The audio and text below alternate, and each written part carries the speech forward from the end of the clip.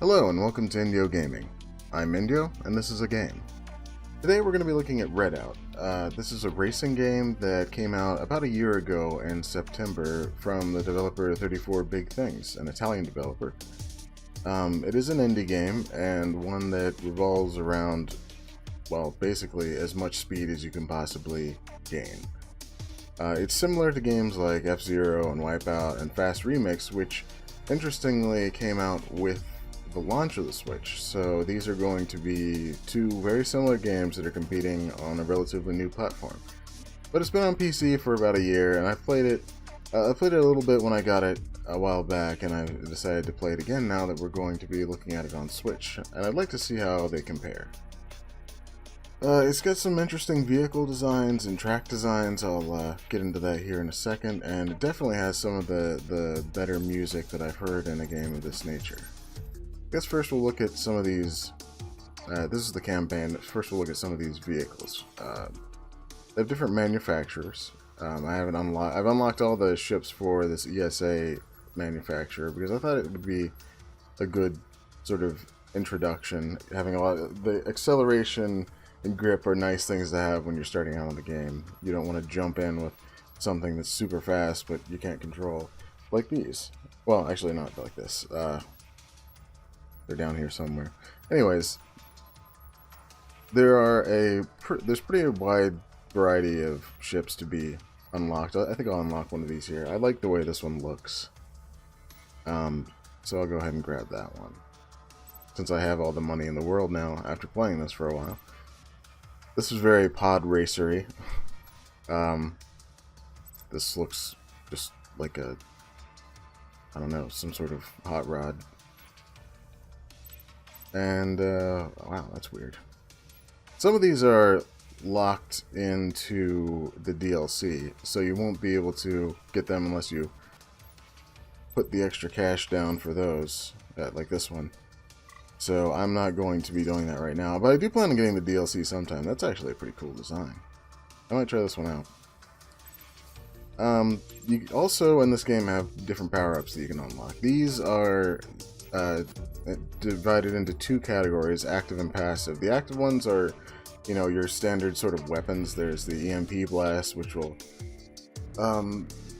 freeze energy pools and it temporarily blinds you in a way. It sort of scrambles your screen, so that's something you can use against human players. I don't think it really affects AI that much. I generally always use the energy drainer because it drains the energy of the AI or the enemy players and gives it to you, and energy is what you use for boost, so it's nice to have. And there's a lot of these. I won't go through each one of them, but they all basically do that sort of stuff, work to make you go faster and your competitors go slower.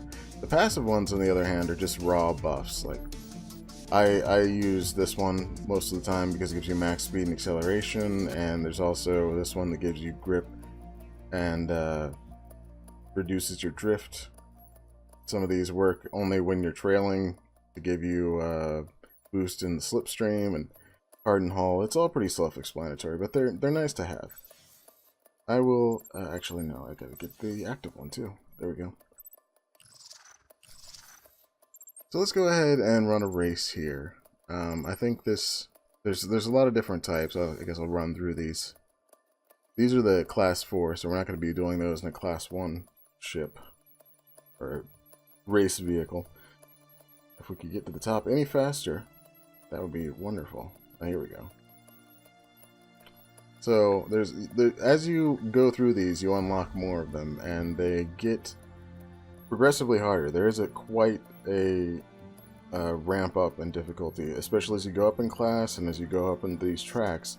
They get more complex. They have more twists and turns, and it's really a good design for a racing game. Normally you end up in a lot of racing games racing the same tracks over and over again, but with faster cars. But this gives you both faster vehicles and more to do in them.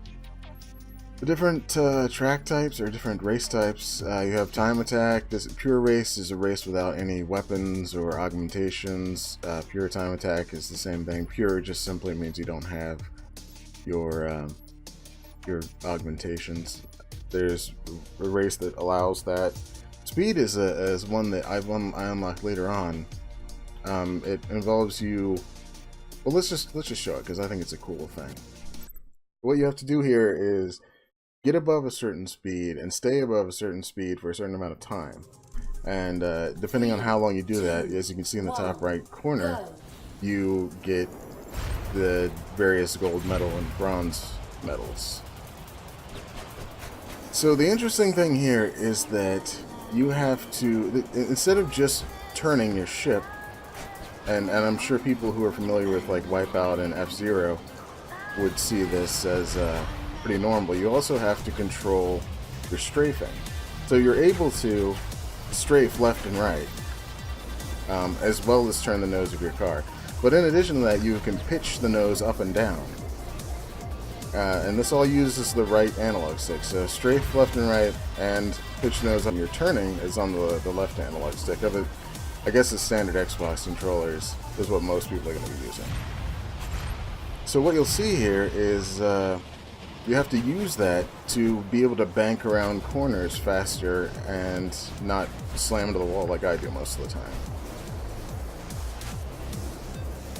So what we're trying to do is keep our speed up above 700 for as long as possible and the amount of time that we have to complete the race. So once we complete 3 laps, whatever amount of time we've stayed above 700 speed, which I think is in kilometers per second, you will add that to the total and hopefully get enough to get your gold medal. It's very hard to talk and concentrate on this, but it's a lot of fun to play, I have to say that. I was a fan of F-Zero. I didn't play a whole lot of it, but I played the most recent one on GameCube a good bit. And some of the older one on Super Nintendo, I think that was just F-Zero. And I think this is a pretty solid attempt at making a similar game to that. It doesn't quite have all of the same functionality, like you don't have, I mean you still have health, but you don't have to, it's not tied to your boost. Your boost is entirely separate. And you don't have to repair, you automatically repair over time. Comparing it to Fast Remix, which I do have on my Switch, it's pretty similar as far as the sense of speed. Like you in both of those you get a very good sense of speed in both Redout and Fast Remix, and I think maybe it might be a little bit better and more fun to control with Redout. Like you have a slightly better sense of speed and you know, it's just feels more responsive. I'm gonna go ahead and do an upgrade here. Upgrades are straight. You can only do one upgrade for each one of these, and it just is a raw upgrade to your stats for that particular vehicle. I thought that it was going to be more robust than that, but it's not. It's really just 4 upgrades and you're done. If you have the money for it, you can do it immediately. There is a multiplayer section to this game, and I'll go ahead and show you that here.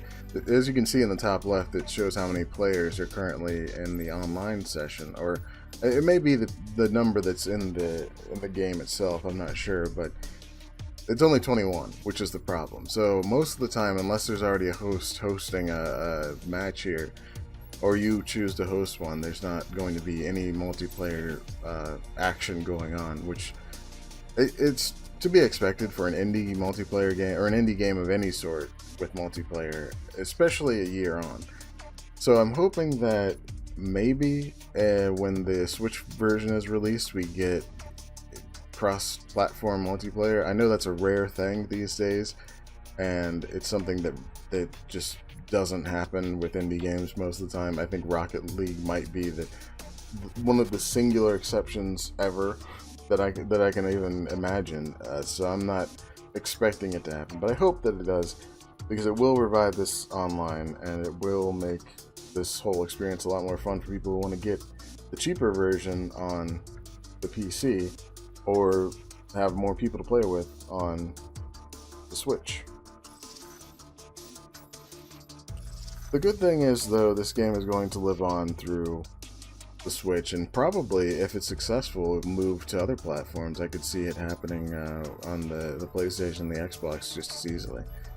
It does have local multiplayer, even on the PC, so if you want to put two controllers on your PC or set up your Steam Link or whatever, you can have split screen local multiplayer, which is also a nice thing to have going. And also, as you can see here, it has keyboard and gamepad as options, so you can literally just put two seats in front of your computer and have at it on your computer monitor.